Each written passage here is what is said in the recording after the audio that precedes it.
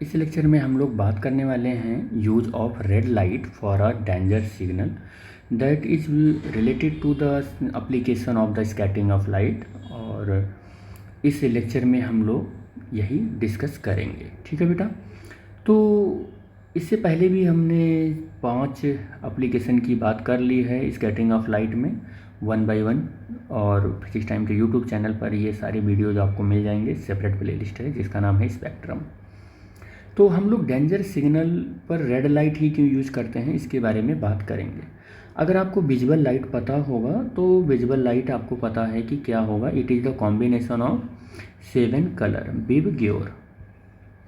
और यहाँ पर अगर आप उससे मैं पूछूं तो आप बोलोगे कि इसकी वेवलेंथ सबसे कम होगा और इसका वेवलेंथ सबसे ज़्यादा होगा। तो अगर इसकी वेवलेंथ ज़्यादा होगी तो इसकी स्कैटरिंग क्या होगी, स्कैटरिंग इसकी क्या होगी, वायलेट कलर की ज़्यादा होगी, और इसकी स्कैटरिंग ज़्यादा होगी और इसकी स्कैटरिंग कम होगी। इसकी स्कैटरिंग क्या होगी, रेड कलर की कम होगी। अब अगर स्कैटरिंग कम होगी तो आपको बताने की मुझे ज़रूरत नहीं है। इसका मतलब ये बिना स्कैटर्ड हुए रेड कलर की लाइट बिना स्कैटर्ड हुए without scattering it is travel very far या long distance it is travel long distance, ये लंबे डिस्टेंस तक चल जाएगी। और विदाउट लॉसिंग, और कैसे जा सकता है, विदाउट लॉसिंग या विदाउट लॉस्ट इंटेंसिटी या एनर्जी भी बोल सकते हैं हम। इंटेंसिटी को बिना लॉस किए लंबी डिस्टेंस तक ये चली जाएगी।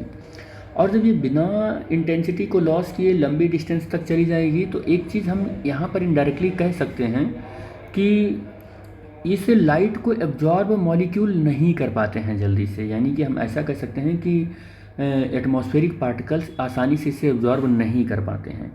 तो इसका एब्जॉर्बटेंस भी थोड़ा सा क्या है, कम है, यानी कि लीस्ट है। वो क्यों लीस्ट है, क्योंकि इसकी स्पीड बहुत हाई है, इसकी स्पीड हाई है, स्कैटरिंग इसकी लो है, तो इंटेंसिटी इसकी हाई है। इस सब वजह से क्या होता है कि लंबी डिस्टेंस ये ट्रैवल कर लेती है। और लंबी डिस्टेंस ट्रैवल करने की वजह से हम क्या करते हैं कि डेंजर जगहों पर एज अ सिग्नल हम रेड लाइट यूज करते हैं। एक रीज़न और भी मैं लिख सकता हूँ कि इसकी पेंट्रेशन पावर भी बहुत हाई है। पेंट्रेशन पावर भी इसकी बहुत हाई है रेड लाइट की। तो इस वजह से भी हम इसको डेंजर सिग्नल पर एज अ सेंसेशन या कह सकते हैं कि यूज कर सकते हैं, रेड लाइट को यूज करते भी हैं, ठीक है। तो हम कई रीज़न जान चुके हैं कि रेड लाइट को हम क्यों यूज करते हैं डेंजर सिग्नल को देने के लिए, इन सब चीज़ों को। और इंटेंसिटी पर कोई लॉस नहीं होती है, ये सारी चीज़ें हम जान चुके हैं। आपको बता दें कि जो ये विजिबल लाइट का रेड कलर है ना, बहुत सारे जगहों पर remote control of the electrical gadget जो बनते हैं जैसे टीवी वगैरह हुआ, तो इनमें इंफ्रारेड लाइट जो स्टार्ट होता है उसके रेड सिग्नल से ही हम उसको स्टार्ट करते हैं। जैसे जो विजुअल लाइट का रेड जहाँ पर ख़त्म होता है, इंफ्रारेड यहाँ से शुरू होता है। इंफ्रारेड, तो यहाँ का जो रेड पैटर्न होता है इंफ्रारेड के फॉर्म में, हम उसी को यूज करते हैं बहुत से ऐसे इलेक्ट्रिकल गैजेट में, जैसे कि टीवी का रिमोट हुआ और वगैरह वगैरह, ऐसे सारी चीज़ों में यूज कर लेते हैं। तो रेड लाइट हमारे लिए बहुत ही इम्पोर्टेंट है।